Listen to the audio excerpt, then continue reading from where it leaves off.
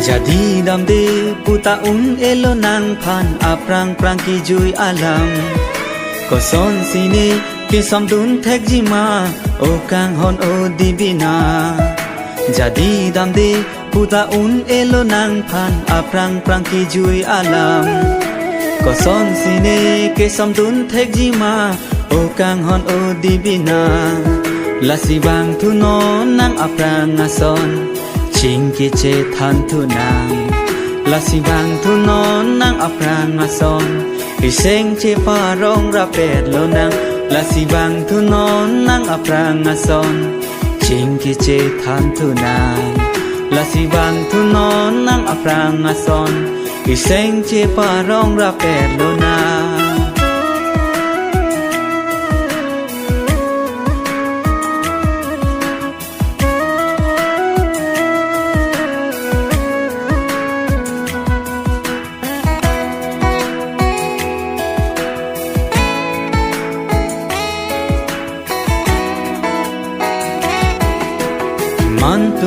Mantune mantulone nang pen ka che tong hi komentulone mantulone nang pen ka che tong hi